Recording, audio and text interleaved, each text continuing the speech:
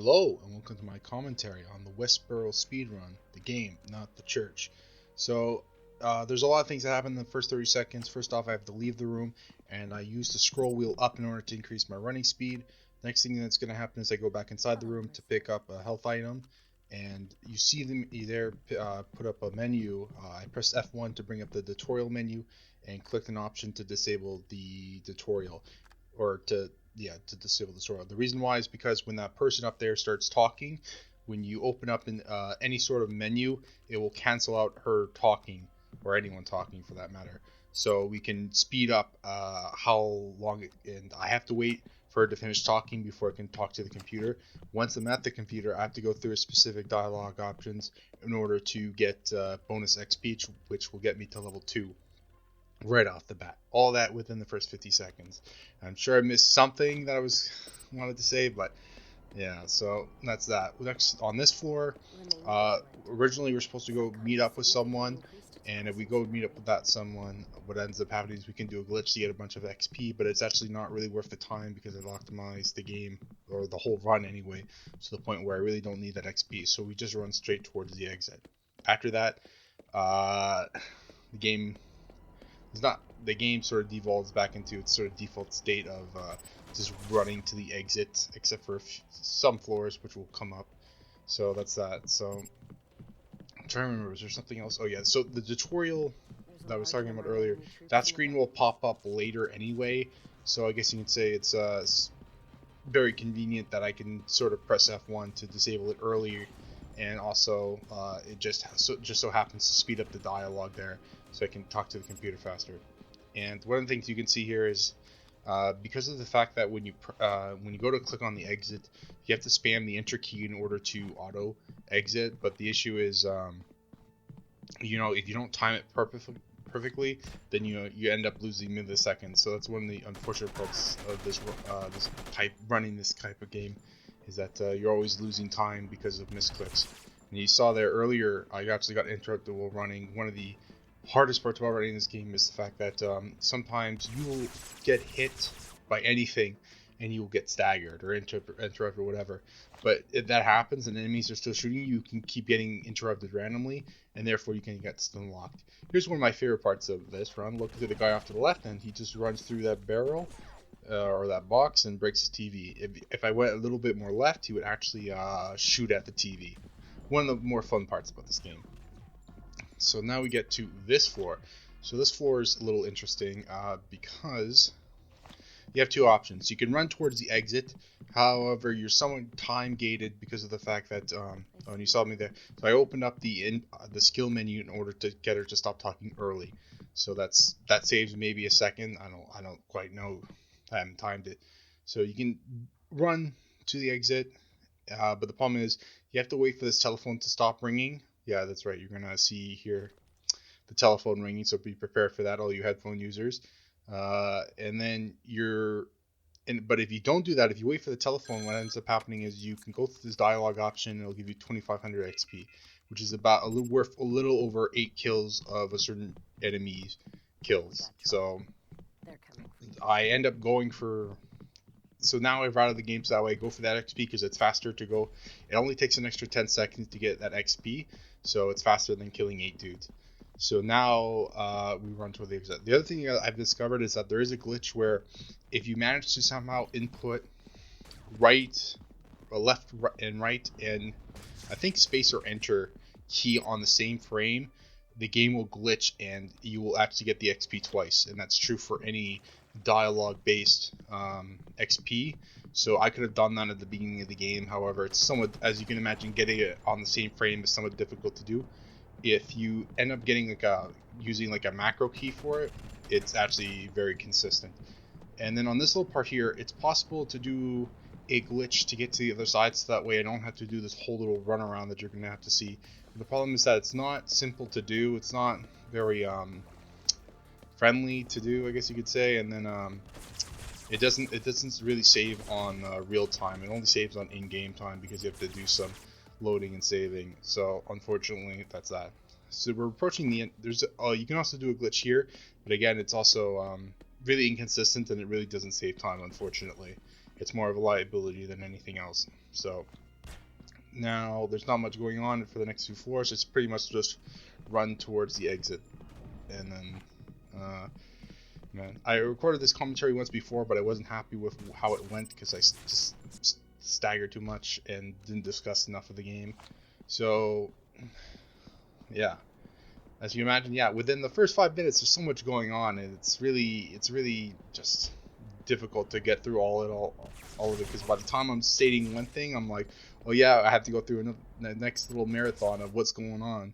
So now we're on chapter 2, so we're technically 1/5 through the game, and it's not going to be on this. I'm going to wait on commentary for the next one.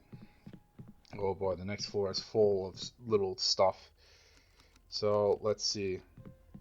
On this floor, we are presented with 2 options. You can go directly to, oh no, actually, it's the next one. So there's a little crate over there where you can actually pick up the second best assault rifle in the game, which is pretty funny when you consider the fact that this is only the beginning of chapter 2. But yeah, one of the weird quirks. So oh no, this isn't, oh no, I'm thinking chapter 3. Okay, wait. So someone left some armor-piercing shotgun rounds inside this trash bag. A little bit strange, but it works. And then also, yeah, you can just quickly put them in the shotgun without having to reload. And then I enter the skills menu, in order to level up my core ability, which is the little circle thing you're seeing that gives me immunity to bullets. And the reason for that is that it's going to increase the duration. As a matter of fact, I feel somewhat stupid because I realize I've been using this ability and I didn't talk about it for the last 5 minutes, even though it's super important to the run. So because of how I did the I actually didn't need to kill that last guy there. But what happens is I now get to level 5 and I get the invisibility skill, and then that's it. And then I can run past a little bit. You're going to see me lose 4 seconds, and the reason why is because of the fact that in previous runs I've gotten the I got the glitch where I managed to get the 2500 XP twice. As such, I did need to stop and kill those 2 dudes. Otherwise, if I don't get that glitch, then I do need to kill them. So this run is very XP optimized now compared to previous playthroughs where I would stop and kill like at least, you know, a dozen dudes. So there's that. And then this floor is one of the worst floors in the game. Actually, there's a couple of bad floors, but this is pretty much the worst just because it takes the longest amount of time, and it's just because you have to run all the way to, like, you have to do like a circle. You'll see for yourself. I'm not going to describe it. In that room to the left there is the secret assault rifle, which is the best assault rifle in the game, but you have to do a side quest in order to get it to be used because it has some sort of fingerprint sensor. So it's like you got to go pay off some scientists in order to add your fingerprints to it or something like that. You know how technology works. So there's that. So, but we don't bother doing that quest. In the beginning, when I first started running this game, I actually did do that quest, because it killed the boss. It really just melted the final boss so quickly. But then I eventually discovered that the minigun Mark II is actually just better, primarily just because you don't have to reload. Primarily just because that, and the fact that it has an extremely high firing rate of like 20 bullets a second or whatever the RPM is on this. So yeah, so like in the past, like you see those dudes there, they're worth about 300 XP, and they have low XP, they have low health, and they have low armor, and that makes them extremely ideal to kill. So the past I would actually just kill those dudes without any hesitation, but now I've sort of realized, like, now as I've optimized how much XP I've needed, I don't bother them at all.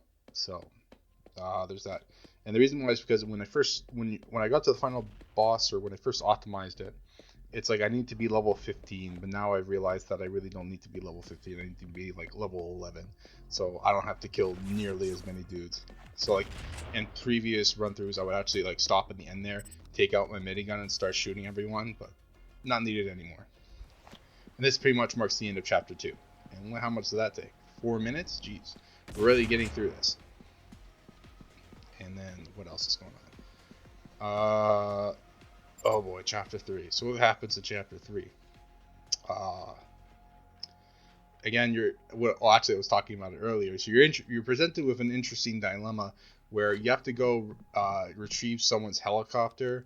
However, you're presented with two options. Either A, you go to the helicopter area and kill everyone, which is what I used to do because I needed the XP and it was slightly faster. Slightly faster primarily because if you want to, the other option is to bribe some dude. However, you have to run up and talk to this person who is the pilot, and we're gonna do a little funny glitch, kind of glitch, pseudo glitch, where we're gonna shoot her just once and then we're gonna run away. And the reason why is because when we shoot her, it aggroes her to us, so that way we don't have to run all the way back and talk to her. So now we're gonna go bribe the dude. Yeah, so this is it. So this is why I used to kill everyone, because I had to go talk to her and then I had to run all the way back to this dude and bribe him 400 credits. And you're given 500 credits at the beginning of the game. So now we're gonna de-aggro her by turning invisible, and now we can talk to her safely. That's it. So incredible, right? So much happening on that one floor. And now we get back to nothing happening for the next at least 2 minutes. So somehow she tells us that the helicopter will be destroyed if, even though we're like 5 feet outside their secret base, you know, video games. And then we can just run up and go into the exit even though they're all shooting at us. It's really quite funny. So, and then after that, nothing happens for these next 2 floors, unfortunately. There's no exploitable terrain to use, and there's no point in like opening up menus in order to skip dialogue, because you could pretty much enter doors you can go enter through doors as soon as you run up to them. So it's really all about pathing and activating your abilities at good points. Wow. Okay. So now I'm trying to think of what I want to talk about next. So actually, there's actually 3 playable characters. There's Valkyrie and Recon, who I'm not playing as. However, they end up as the first and second bosses, respectively, I think, in this game when you choose Spectre. And the reason why we choose Spectre is because of the fact that he has way more health than everyone else. He starts with 180 health, which is 3 times as much.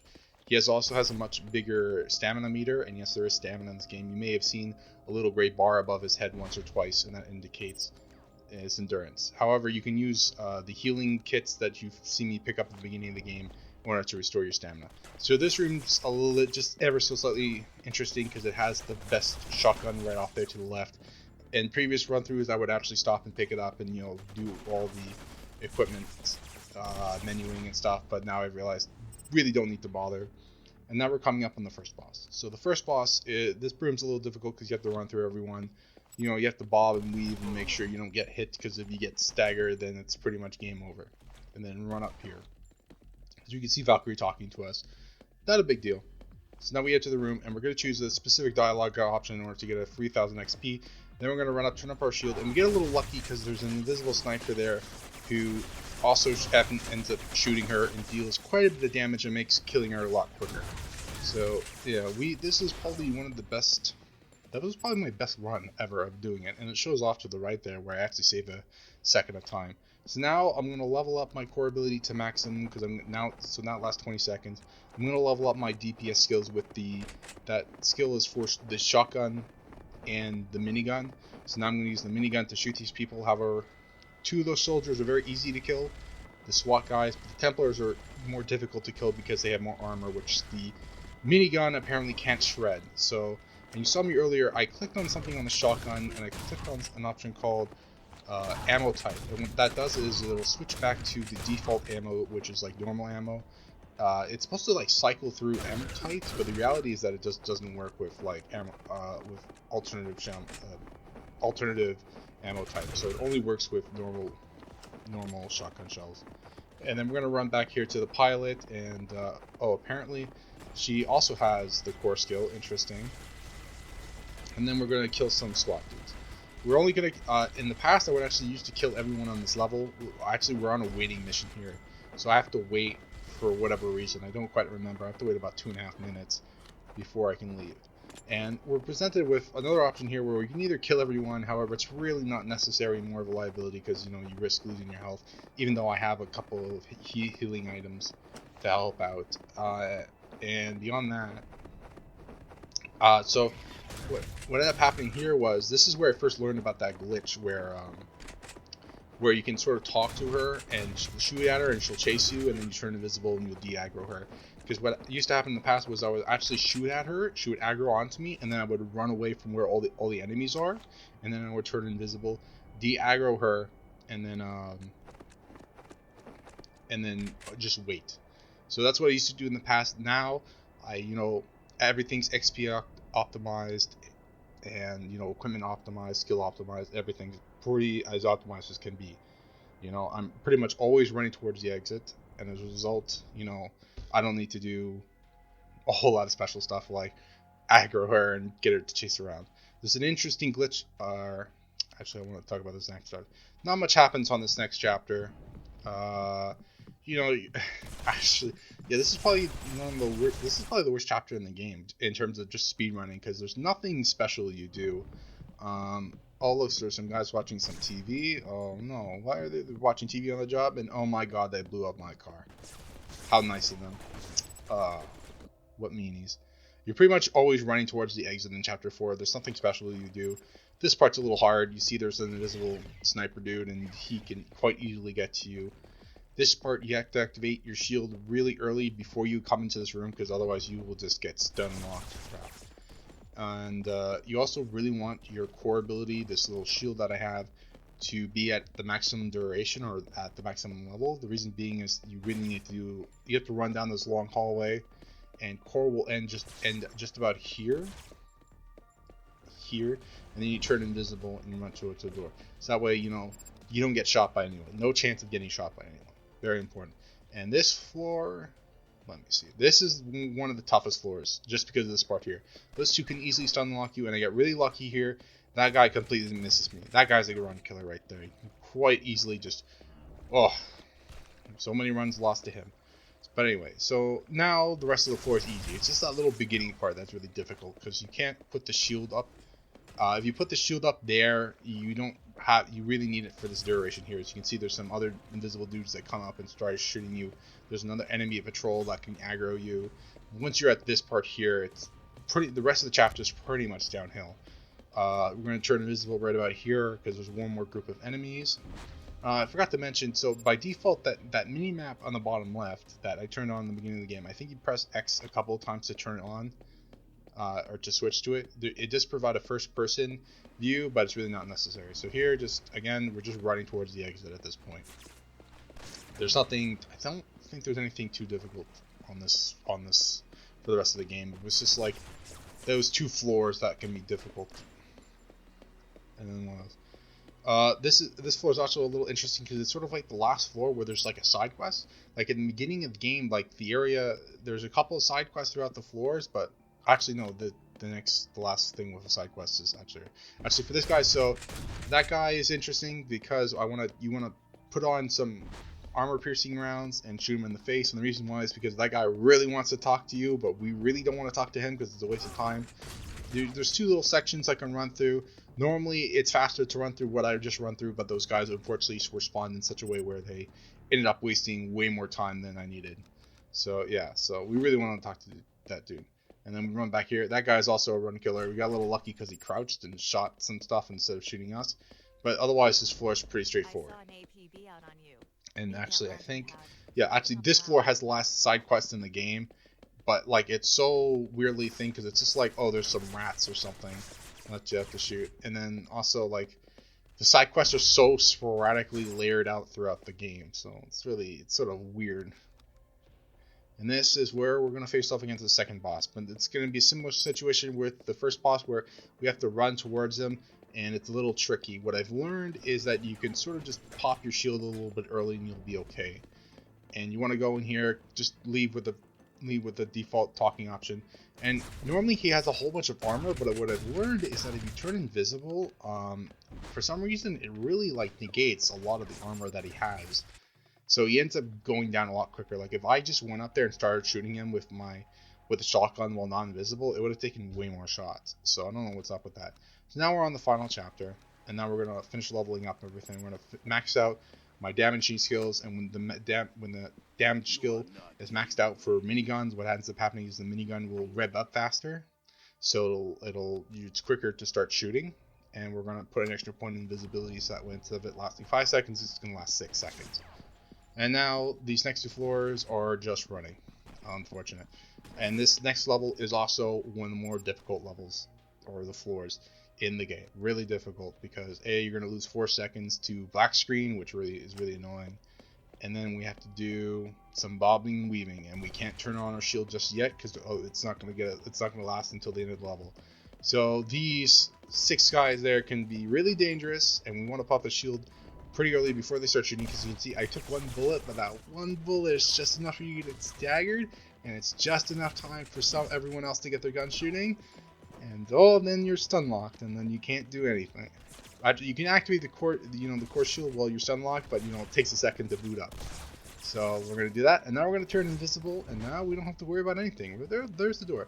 So next floor, a lot of things are going to happen really quickly. As you're going to see, I'm going to turn invisible, and I'm going to start shooting at some friendly guys that were with us on the previous floor, but I run past them. Unfortunately, they trigger the mine, which I'm about to lay down, and such to get in the way. You can see I'm going to save the game, I'm going to slowly walk away, and I'm going to shoot the mine at a specific thing, and oh no, I'm going to die. Oh no, actually I'm okay. One of the best things about that glitch is if you manage to get yourself to turn upside down, when the game puts you back inbounds, you'll spawn right side up, and you don't have to wait for an animation where you see yourself getting back up. Very great, very awesome. I found the glitch all by myself.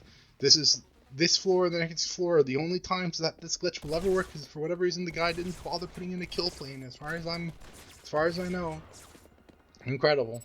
I know, fun stuff. This is why I live for speedrunning, just little stuff like that. So now we're gonna do a trick here. That on the previous floor, so in this floor it's a little tricky because I gotta go invisible pretty quickly because these guys are snipers, and they, because you can see there, they were more than willing to kill that little civilian. As a matter of fact, it wouldn't have mattered anyway. I may have ended up having to kill that civilian anyway because she can trigger the mine. And we can see there, I got almost lucky. I would have loved to get into one extra, but okay, whatever. So yeah, that's it, and the game's pretty much done from here. Once you're done that glitch, it's like not much can go wrong from here.